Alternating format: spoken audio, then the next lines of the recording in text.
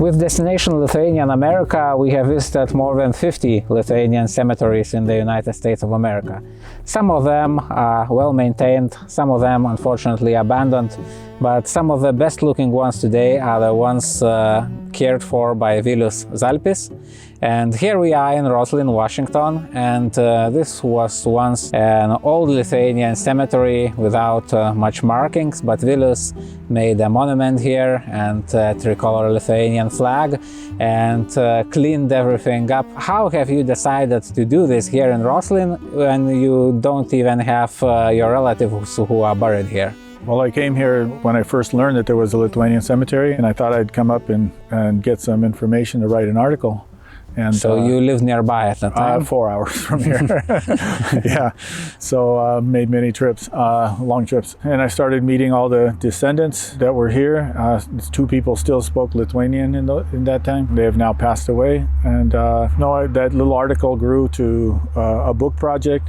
And then because I have experience with cemeteries, I decided to do a fundraiser for the monument and went further and put names of Lithuanians on the back that are buried here and the neighboring cemeteries. This was a coal mining community of Lithuanian coal miners here in Roslyn, and during our 2021 expedition, Destination Lithuanian-America, we passed yet another such community and old Lithuanian cemetery in Oklahoma, Wilburton, Oklahoma, and we wouldn't know about that cemetery at all if not for you. We found only a single gravestone, surviving gravestone there.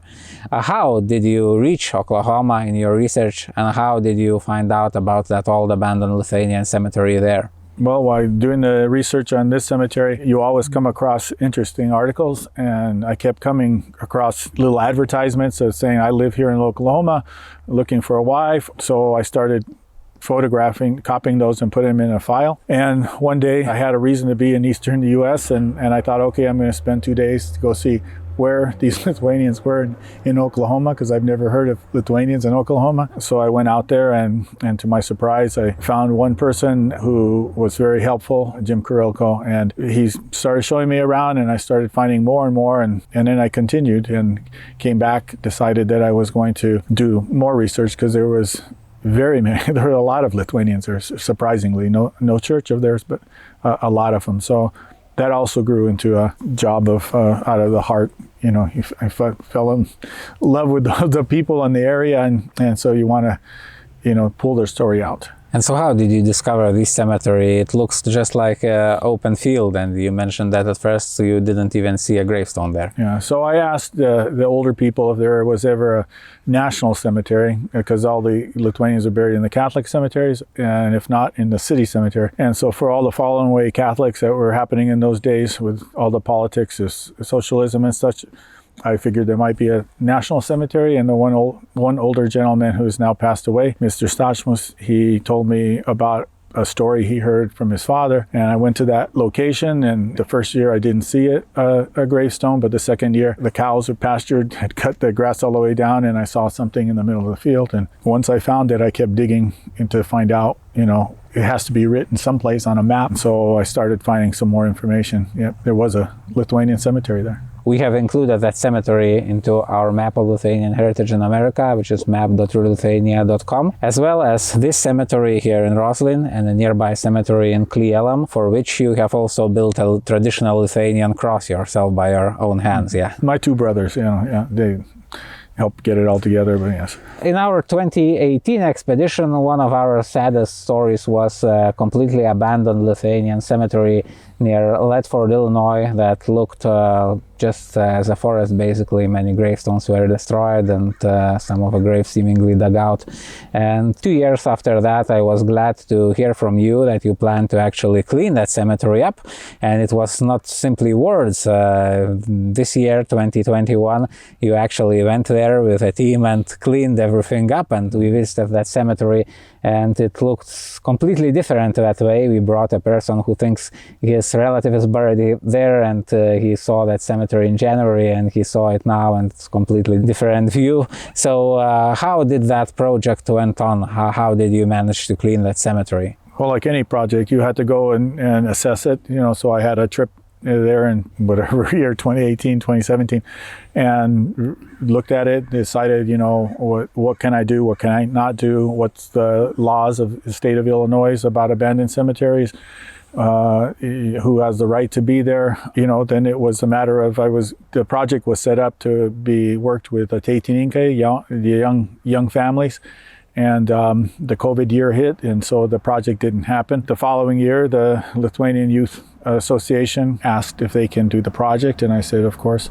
And so was set up to go over there. And what I thought I might get accomplished, you could do anything. It was so bad, no matter what we did, was going to look like a little bit of accomplishment. Indeed, there is a lot of accomplishment, and during this year's 2021 expedition we passed yet another monument that we have been shown by you, and you informed us it exists there, and that was Our Lady of Shiloh statue in Rincon, New Mexico. So what is the story behind that statue? It's basically the single Lithuanian heritage site in the entire New Mexico state that we include in our map and encyclopedia. What's the story behind it? There's a long story, so as short as I can get. After World War II, a lot of Lithuanian priests that left the country either be killed or what, so a lot of them came here. The old Lithuanian churches, they didn't want to keep sending Lithuanian priests to the churches that were sort of dying out their Lithuanian heritage. So they sent a lot of them to the southwest. And this particular church, two brothers, Klumbis, one of the brothers went there. He was set there and he made a Christ walking to the cross in the stations. At the same time, he put something to do with the rosaries on the back of those stations. And so because of the rosaries with Mary, they brought in 3 Our Ladies of Guadalupe, Fatima, and Shiloh. And when he left and the trail started to be abandoned, the Guadalupe mother went to a church because they had a lot of people would take it, and Fatima, but nobody knew who Shiloh was. So they left her there. She got vandalized, and so the people brought the statue down by the church, and to this day, that's where it is. So Shiloh was a famous apparition of Virgin Mary that happened in Lithuania, and it's still a major pilgrimage site for Catholic people of Lithuania, and that's why even Lithuanian communities abroad or Lithuanian priests abroad seek to erect statues or do paintings of Our Lady of Shiloh. How did you find yourself that this statue stands there? Again, this is Roslyn, the Roslyn fault. All the research, and like I said, you come across interesting things when you're doing research, and that was one that I thought, oh my goodness, what's this statue, Lithuanian of Shiloh doing by the Mexican border?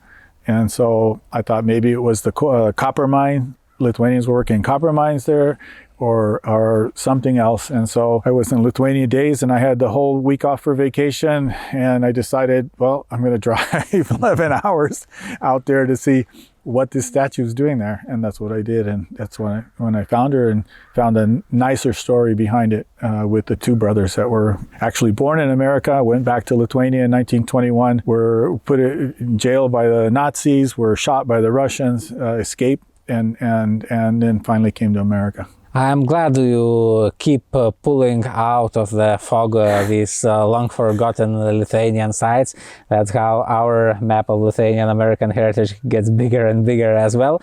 And we often talk to people who help us out, who volunteer and give more information about additional Lithuanian-American sites. But most of those people are those who immigrated into the United States after World War II, escaping the Soviet genocide.